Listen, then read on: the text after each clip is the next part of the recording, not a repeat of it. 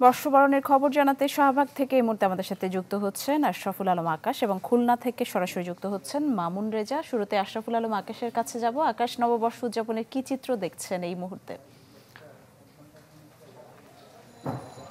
নিশি, বছরের এই প্রথম দিনটিকে আসলে উদযাপন করার জন্য বিভিন্ন ধরনের আয়োজন করা হয়েছে। প্রতি বছর যেমনটা হয়, ছায়ানটের আয়োজন দিয়ে শুরু, আর ঢাকা বিশ্ববিদ্যালয়ের চারুকলা অনুষদের শিক্ষার্থী এবং শিক্ষকদের সমন্বয়ে মঙ্গল শোভাযাত্রা।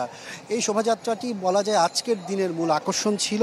আমি এখন যেখানটা আছি এটি শাহবাগের চারুকলা অনুষদের একদম সামনে।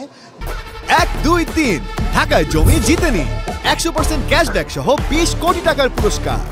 যেখানে এখনো দেখতে পাচ্ছেন যে ঢাকার বিভিন্ন প্রান্ত থেকে যেই সব মানুষরা এসেছিলেন বিভিন্ন বয়সী, তারা কিন্তু এখনও এখানে এসে ভিড় জমিয়েছেন।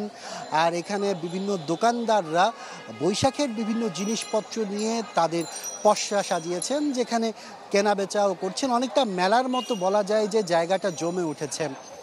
এই শাহবাগ, টিএসসি, সোহরাওয়ার্দী উদ্যান, এই কেন্দ্রগুলোকে কেন্দ্র করে মূলত আজকের এই মানুষজনের যে আনাগোনা বেড়েছে এই নববর্ষ কেন্দ্রিক, আমরা সেটি সকাল থেকে লক্ষ্য করছি।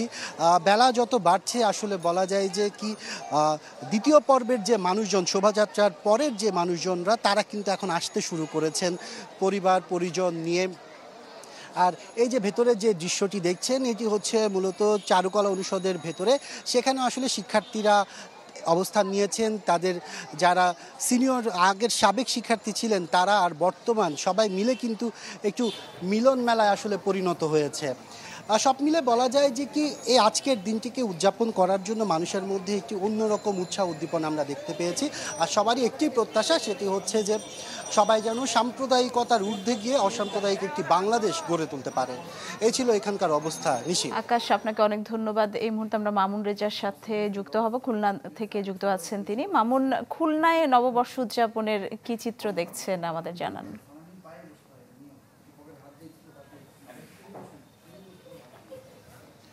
নিশি, এই মুহূর্তে রয়েছে খুলনার জাতিসংঘ শিশু পার্কে। এখানে বৈশাখী মেলা চলছে এবং এই মেলা আরও 3 দিন ধরে চলবে। মেলায় বিভিন্ন ধরনের প্রায় 100-র মতো স্টল রয়েছে। এর মধ্যে বাচ্চাদের বিভিন্ন খেলনা সামগ্রী, মেয়েদের বিভিন্ন জিনিসপত্র, চুড়ি সহ বিভিন্ন জিনিসপত্র বিক্রি হচ্ছে। এছাড়া খাবারের দোকান রয়েছে। এর পাশাপাশি মেলায় বাচ্চাদের বিনোদনের জন্য নাগরদোলা সহ বিভিন্ন ধরনের রাইডস রয়েছে। মেলায় সকালের দিকে ক্রেতা এবং মানুষের উপস্থিতি ছিল ব্যাপক। তবে যেহেতু এখন দুপুরে প্রচণ্ড রোদ এবং তাপদাহ, সে কারণে ক্রেতা বা লোক সমাগম অনেকটাই কমে গেছে।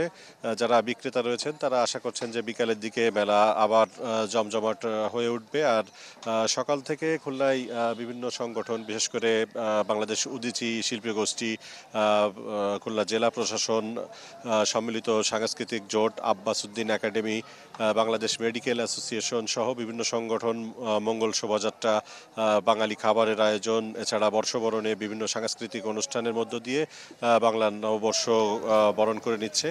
আর জাতিসংঘ পার্কের যে মেলা চলছে এখানে, এই মেলায় বিভিন্ন জায়গা থেকে এখনো লোকজন আসছেন। তবে সকালের দিকের তুলনায় এখন ভিড় কিছুটা কম। নিশি, ধন্যবাদ মামুন রেজা আপনাকে। দর্শক, বর্ষবরণের খবর জানাতে আমাদের সহকর্মীরা আমাদের সাথে যুক্ত হয়েছিলেন।